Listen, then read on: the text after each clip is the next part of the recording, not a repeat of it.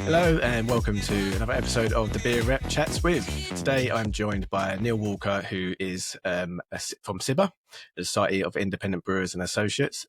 Neil, thanks for joining us. No, thanks for having me. Looking forward to it. Yeah. So to start, can you just tell us a little bit about your role at SIBA and what your day-to-day looks like? Yeah, no problem. So I'm head of comms and marketing at Society of Independent Brewers and Associates, as you mentioned. So we're a trade association that represents breweries across the country, all independent breweries, around 750 different independent breweries across the country. Also supplier companies, so people who are, hop merchants, maltsters, service industry businesses, all that type of stuff. So we represent a really broad spectrum, as well as home brewers and kind of trainee brewers and that side of things. So yeah, we represent the small guys, and we're trying to, by clubbing together and working together, achieve something really worthwhile for everybody. Yeah, it's great. I mean, lots of independent breweries out there. What's the biggest challenges that you think they're currently facing at the moment? So it's an interesting one with small breweries, because actually the demand is really good. So, breweries have not got an issue with selling the beer in terms of demand. The issue they've got is getting access to market, getting access to consumers, getting their beers on the bar.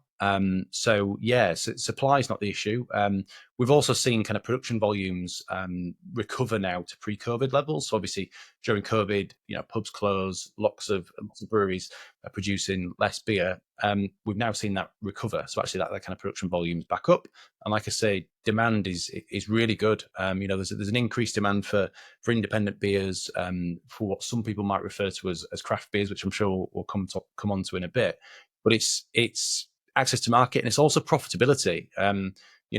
Making decent money as a small brewery is difficult, and I think you've got to make money in order to grow, but actually it's very difficult to make money for a very, very small brewery. So there's a threshold to reach, and then you can make some money, but it's difficult to get there. Yeah, I think with all small businesses, it's hard to make a profit, continue to grow, and get access to market. Do you think like factors like cost and taxation, supply chain issues, do you think that might affect it as well a little bit? Yeah, I think it's all of that. So I think most of our members are trying to do the right thing. They're trying to pay national living wage. They're trying to treat often above that. They're trying to treat their employees fairly. They're trying to run ethical businesses. But increased costs, increased national insurance, all of that factors in. A lot of our members also run, nearly all of them run tap rooms and kind of brewery shops and things like that. But a lot of them also run pubs. And anything, any of the increases and benefit we got in the last budget with regards to kind of beer tax, and, beer was one of the only things that did pretty well in the last budget compared to other alcohols and other industries. But a lot of that benefit was wiped out by national insurance increases and things like that. So it's difficult. It's difficult to remain profitable and to sell beer at a level that people will accept. We've seen recently the average price of a pint across the country going over £5. Now, if I could get a pint for £5 where I am, just outside of London, I'd be very happy. I mean, prices around here are getting pretty crazy. You're seeing over £7 for a pint pretty regularly in pubs on the outskirts of London, and I'm out in Surrey, which is pretty hard to swallow as a Yorkshireman. It's a bit too much. And our brewers are conscious of that. They do not want to raise the price of their beer to a point where people are not going to be going to the pub anymore. But it's just worth remembering, the very small percentage of that £7 or £5 or £6, whatever it is, that's actually going to the brewer. Yeah, it's been, they've all got a gross profit margin to hit, and if they start lowering that, then it's very hard to keep the business running at a profit, to keep turning over these new beers and new styles that they keep producing. And if it wasn't for independent breweries, I don't think there would be any of these new styles that you get coming out beer wise. They're the leaders in innovation, I feel. Oh, 100%. I mean, yeah, all of that innovation is coming from small breweries. You know, all of the top awards over the last couple of years, whether it's SIBA awards or the Camera awards as well, that they 90% of the time, 99% of the time, that they're going to small breweries. That's where the really great beer is, and definitely in terms of innovation. You know, we see New England IPAs and hazy IPAs massively in the mainstream now. You know, that started first of all in America and then filtered through to some of the kind of pioneer craft breweries, as they were called in the UK, and then that eventually is filtered through to the mainstream. And I think that happens across the board in terms of styles. We also do see it the other way a little bit now, which is really interesting. So something, Guinness, which is doing really, really well at the moment. We're now seeing Good marketing independent, campaign.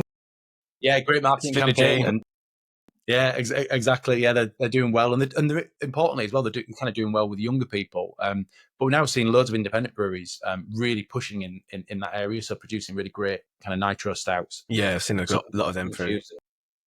Yeah, yeah, and I mean, Anspach's one, London Black, is absolutely yeah. flying. I think it's like 75% of their production now. So yeah, fair play to them. Yeah, it's also very hard to get hold of and to stock, as I seem to Yeah, find it. I'm still trying to get it in stock for the beer rep, and yeah, wherever you go, it's just sold out, and it's very hard to get hold of at the moment. Just shows you, how much demand there is for nitro stout, and I think yeah, Anspach and Hob there are doing a really really good job of breaking into that market and trying to take some of that profit away from Guinness, because they had an issue with their stock themselves. So.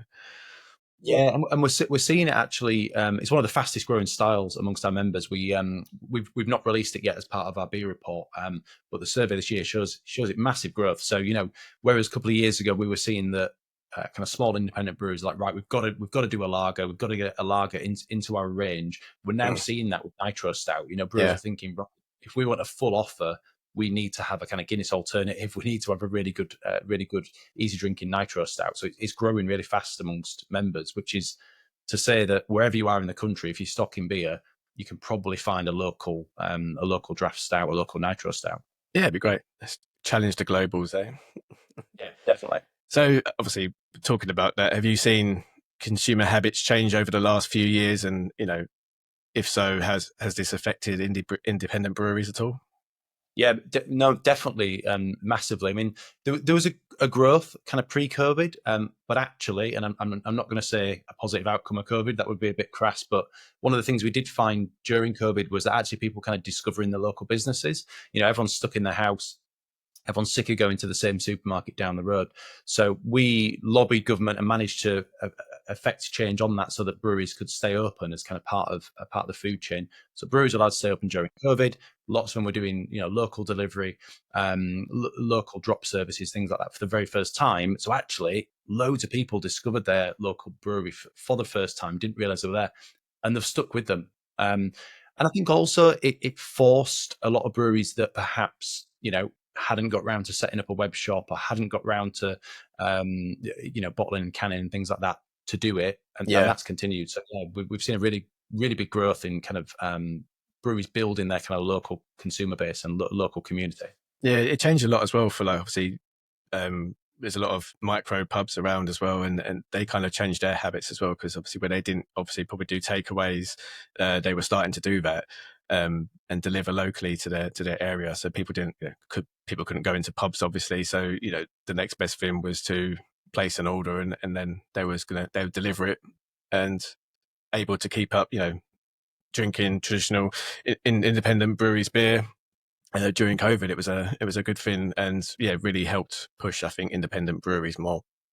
It was also one of the good things as well. It was around kind of pavement licenses as well. So obviously during Yeah, COVID, we all had to sit outside and drink our beer, which was fine. But actually, a lot of the licensing got kind of loosened because of that. So they made it much easier for pubs, and particularly micro pubs, where you might be tiny inside, but you've got a bit of space outside where you can put some tables. yeah, Local licensing is much more flexible on that now, and that's been great. That's been great. I know we don't have an amazing summer in England, but actually, as long as you get things set up right and get some parasols and things like that, actually most of the year round you can sit outside. So that's helped those little yeah. pubs like micro pubs kind of So, expand the reach a little actually, bit. quite a nice day today. Actually, I was quite surprised the sun's out.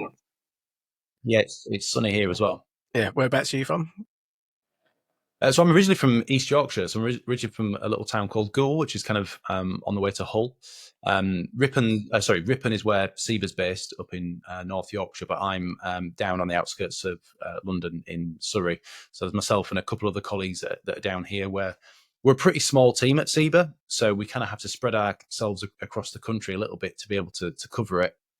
And then Ripon's our head office, which is where all of the kind of membership and administration and also our beer flex stuff happens. That's the kind of system that we use to sell beer into some of the pub companies. So allow our members to sell beer into the pub companies. So yeah, we're kind of spread out all over the place. But there's only 9 of us that work for SIBA. So Yeah, we hopefully punch above our weight. small team, but you get everywhere. That's But the yeah, that's idea. we try to. I think people probably think there's more of us, and also Yeah, because I we mean, have I certainly did. the I was yeah, I quite mean, surprised there's only 9 of you, to be fair.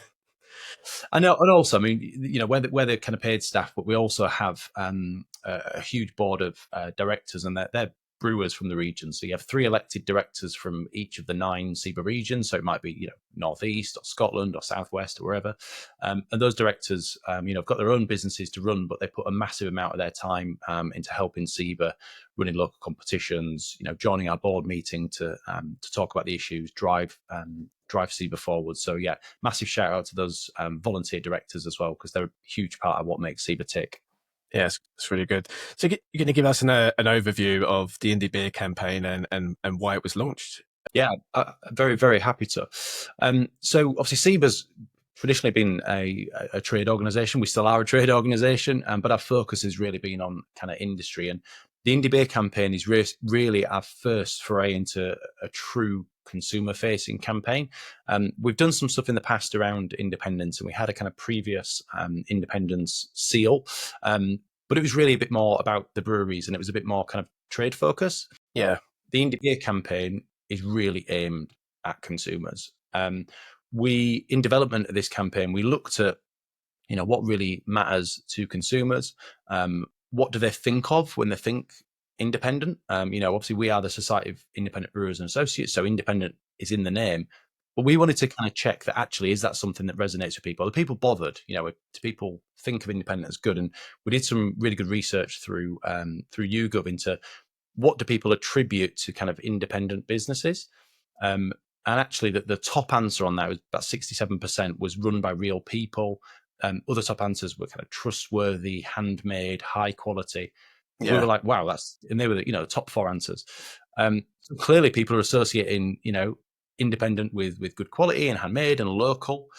Um, and we felt that actually people were trying to buy independent and people were trying to support local businesses, but perhaps they were buying things such as Beavertown Neck Oil, or they were yeah, buying a pint of London Pride, or they were yeah, buying, pint of Doombar, thinking they were buying a local beer and they weren't. So the next part of the kind of development was to, again, by YouGov, was to do research into whether people think that these brands are independent. So that was the kind of first question.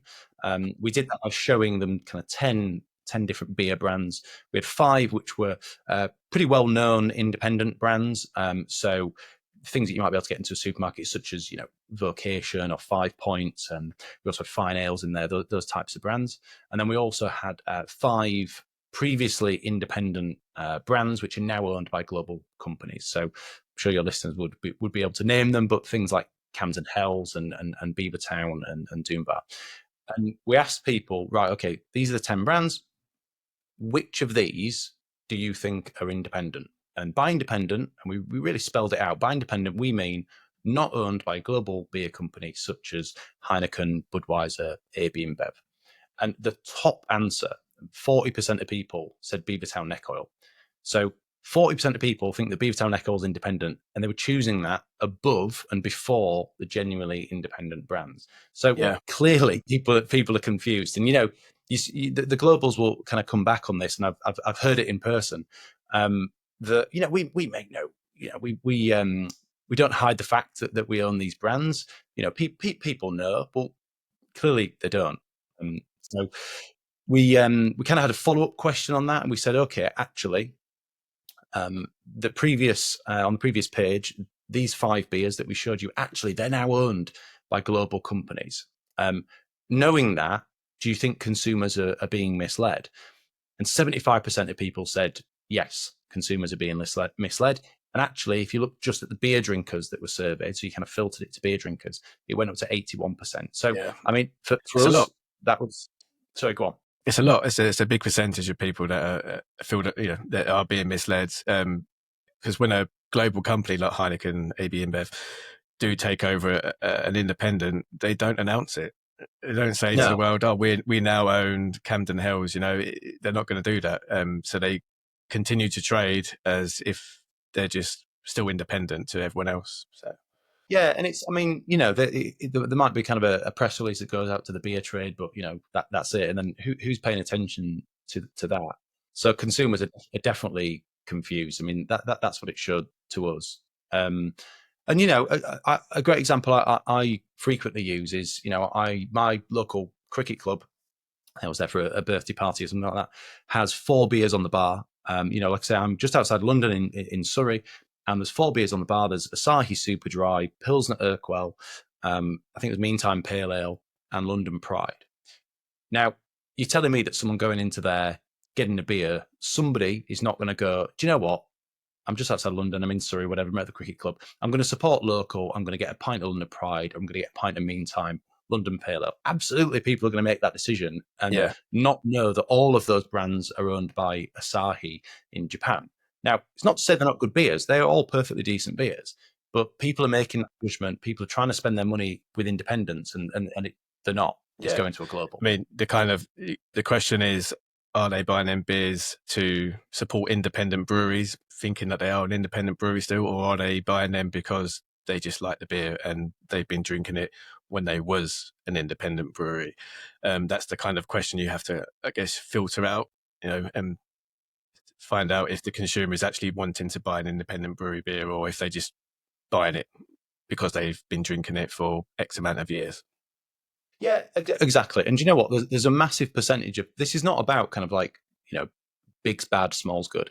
There's a massive percentage of people who are not bothered. They're happy to just drink a taste of beer. They don't care who owns it. That's absolutely fine. We did some research. It was kind of via a pub group and some other businesses. We did some research into kind of consumer buying habits, and we looked at pubs where there was global beers available. There were also kind of local independent beers available. And when people were buying a beer, it was about 30% of people went for a kind of local independent beer, and about 70% of people went for a global beer, a lager, Guinness, whatever. So we are not trying to take over the world. What we're saying is that 30% of people who are buying local beers, we want to make sure that every single time they try to do that, they're actually doing it. And currently in the UK, it's about 6 or 7% market share for independent beer. So there's a big gap between 7 and 30. So we're just trying to get that gap a bit closer. Yeah, definitely. So how can consumers easily identify independent breweries so they can make their informed choices? Yeah, so the indie beer campaign is we're doing it with lots of point of sale. So we're asking breweries, and it's not just SIBA members. We've got non-SIBA members that are signed up in support who meet our kind of criteria of independent. They'll be adding it to pump clips, to the cans, the kind of IB indie beer logo. They're also going to be using it on point of sale. So when you go to the bar, we've got kind of bar runners, but most importantly, we've got kind of pump clip crowners. But actually, if you're in a pub and you're not sure, there's the indie beer website. So if you go to indiebeer.uk, you can type in the name of any brewery in the UK, and it will tell you whether they're independent, or if they're not independent, who that business is actually owned by. And the response to that has been incredible. Within the first 2 weeks of launching it, so we launched it last October, the first two weeks, we saw over 40,000 brewery searches from about 17,000 active users. So that was really, really incredible. And that has continued to grow from there. There's been a massive, massive response to it. And there's been some really good press coverage and things like that as well. But yeah, it's indiebeer.uk. And it works really great on your mobile as well. So if you're using it on your mobile, it's really quick and easy to use. You can also sign up as a kind of supporter on the website as well. So we obviously you can sign up as a brewery supporter, but also a venue or a beer drinker. So if you want to be kept in touch with the campaign, We've also been doing kind of monthly beer giveaways. So, win a case of Thornbridge beers and all that type of stuff. Sign up in support and we'll keep you in touch with what's going on. Brilliant. So, yeah, I mean, you guys launched literally around about the same time as the beer rep back in October. And I had all my wording sorted out with craft beer. And then you guys launched, and I was like, okay, time to change everything now. And just went Sorry indie about beer. that. But yeah, well, no, it's brilliant because obviously, everyone's been thinking craft beer, this for independent breweries, and that's how it's always been. But even when craft beer, the term craft beer came out, there was a lot of confusion around that as well. Not many people understood what craft beer meant. Probably It, still it, don't. it was a really interesting one because I think obviously that terminology for craft beer kind of came from America, and I think when it was first being used in the UK, kind of it became a shorthand for good beer that's in a keg. So generally it was kind of draft keg beer, or it was bottle and canned beer. Generally it was kind of American style stuff. So a lot of the stuff that kind of Brewdog was doing, it's like that was a craft beer, and it was a kind of pushback against the traditional cask beers and stuff like that. But it's a pretty the argument doesn't really stand up that, how can you say that something like Harvey's Best or Timothy Taylor Landlord is not a craft beer? Clearly it is, but that terminology didn't really work. So Yeah, there was a bit of, kind of, I think, infighting amongst the industry. And then obviously with the kind of brewery buyouts from the global brewers, that just muddied the waters even further. For a while we were kind of referring to ourselves as independent craft beer. That was kind of what we were pushing. yeah, But by doing, you're almost annexing yourself. You're almost like letting the globals have craft beer, and then we're kind of this separate thing. So with this campaign, we wanted something which was defensible, and which was kind of new terminology. It's like, no, we're indie beer. That's what we are. We're indie beer. This is beer from independent breweries, and it's not something which can be kind of co-opted by global breweries. And we just felt like it was the right way to go. We still use craft beer in some of our kind of like communications and things like that, and we still might talk about it to kind of make sure consumers are kind of understanding what we're all about. But yeah, the main driver on this is indie beer, and people have really, really got behind that. People saying, we've had kind of reels from Instagram coming through saying, craft beer is dead, long live indie beer, and we love yeah. all that. Yeah, it's Yeah, going it's really great. well. It's not muddled either. It's not confusing. In the name, it says exactly what it is. Like Ronsil, it does what it says on the tin. Indie beer campaign. Yeah, it's brilliant. So, as beer drinkers, what what could retailers, like say for pubs, beer shops, do you think they can do a bit more to push the indie beer campaign, and how do they get that message across to their customers? Yeah, we've had a really, really good response actually from beer shops and also from pubs. So there's lots of pubs across the country that pretty much just do independent beer, and lots of them have been in touch, and we've been sending out kind of window stickers that say indie beer sold here, and please continue doing that. Get in touch. We're very, very happy to send campaign material out to you for free of charge. But yeah, just sign up in support via the website. Also bottle shops as well. I've seen lots of them get in touch. We're also in the kind of early stages of speaking to some of the kind of bigger national retailers. So what we would love is, in the way that you walk into a supermarket and there's kind of sectioned off areas. So there might be, this is the alcohol-free beers, or these are the gluten-free. Indie beer section. Yeah, indie beer. Yeah, And that would be for all independent beer. This is not about SIBA membership. Even if you go on the indie beer website, that has got all independent breweries. So whether they're a SIBA member or not. We've also had non-members getting in support of the campaign. So one of the things at the beginning of this was working with the Independent Family Brewers of Britain. So these are the kind of bigger brewers like Shepherd Neame, who are a pretty big brewery but are still independent. And they are now actually signing up in support of the campaign. They're going to be getting behind it. People like Hook Norton as well. They're an independent brewery. They're a bigger brewery, but they're still not owned by the globals. They are, family owned. yeah, And it's I good to think see. that's really important. Well, yeah, Yeah, it's good to see them long-standing breweries still independent and not being tempted by the money to sell. Yeah, exactly. Because we want someone to be buying a pint of Adnams, a pint of St Austell, and knowing that they are still independent. That these are pretty big breweries, but they're still independent.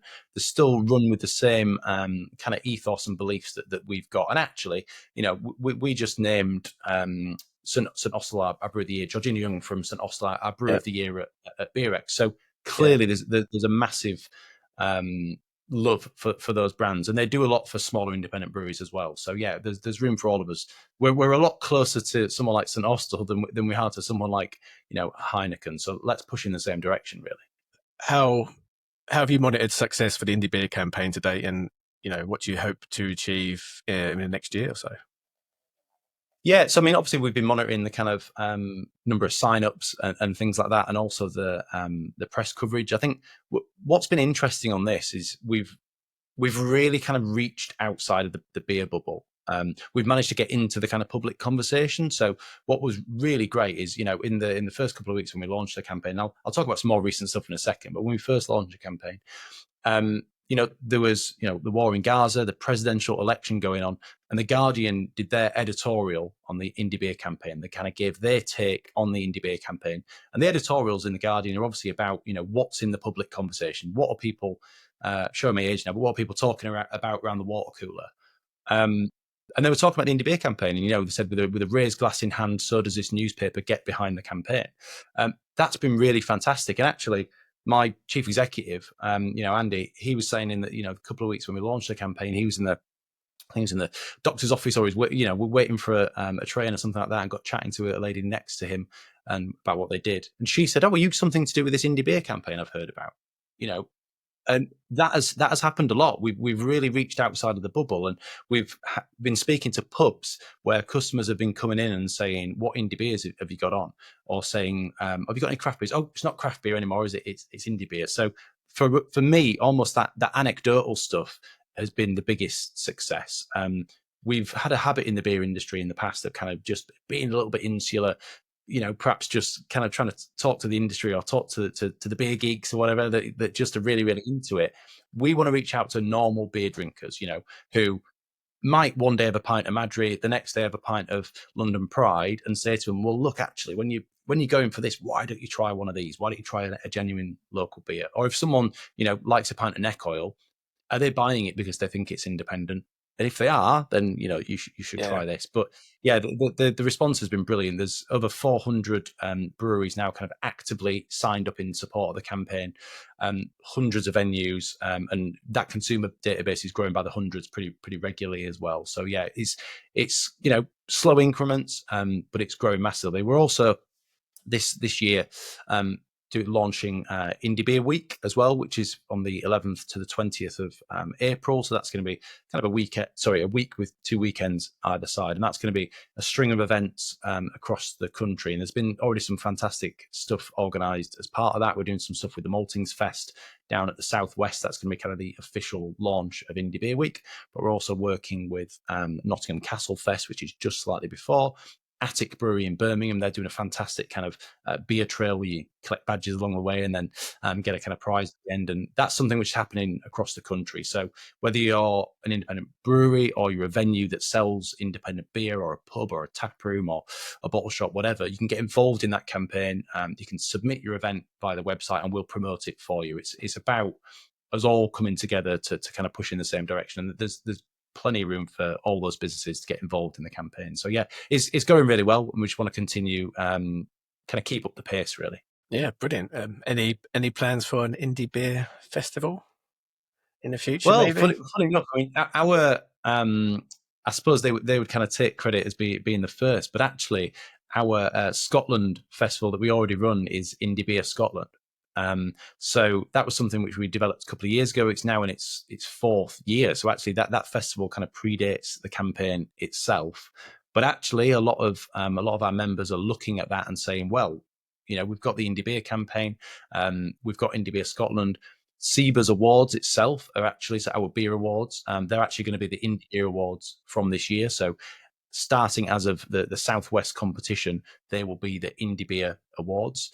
They are going to be something which is going to be open to non-members as well. So you're going to have an opportunity to enter those competitions, even if you're not a SIBA member. So again, we're just trying to open things up. We're trying to grow. But yeah, I want to see indie beer festivals happening across the UK. Yeah, that would be brilliant. And that would definitely draw more attention to the whole campaign.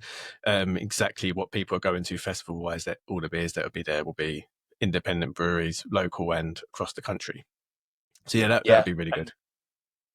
We're also, we're keen to kind of like reach out and work with existing festivals as well. So like we're supporting the Great British Beer Festival up in Birmingham, which I think will be really interesting. Kind of first one outside London for, well, I think ever actually. Maybe they Yeah. did one in the very very beginning, but we're in support of that. And there's loads of great events going on. We don't even own really independence. Things like Indie Beer Feast in Sheffield, Sheffield, which has yeah. nothing to do with us. That's run by Jules Gray and is an absolutely fantastic event. And we'd be very happy to promote that on the website and give them a push as well, because we are all on the same side. Yeah, exactly. Everyone's on the same side. So what would be the key message you'd like consumers to take away from the campaign? Really, it's just about supporting local, supporting independent. Every time you spend money on a beer with a local business, you're supporting that local economy, you're supporting local jobs, you are helping a business which really, really drives value to a community. We know that actually an independent brewery opening in an area actually raises house prices, it delivers to the local economy. It's a really, really good thing for your area. So you want to support those businesses. In the same way that, it's terrible when the last pub in a village closes, we want there to be independent breweries in every single town and city across the UK. So yeah, support them, get involved in the campaign. And if you're not sure whether you are or not, have a check on the indiebeer.uk website and you can find out for sure. Yeah, all the links for SIBA for the Indie Beer campaign will be in the description. Any final words before we close up? No, I think we've kind of covered it there. I just want to say massive thanks for having me on. I think that was really, really interesting. And yeah, happy to come back in the future and talk about all things indie beer or SIBA if you'd like me to. Yeah, but thanks for having me on. It's been an absolute pleasure. We're a massive supporter of the Indie Beer campaign and independent breweries. Thanks for coming on, and be great to have you back on another time soon. And our next episode next week, we'll be talking to Ollie Hurlow from Attic Brewco, as well as stocking a few of their beers. So still stay tuned, and we'll be catching up with you guys next week. Again, thanks Neil for coming on the show, and we'll catch you again soon. Cheers. Thanks a lot. Appreciate it.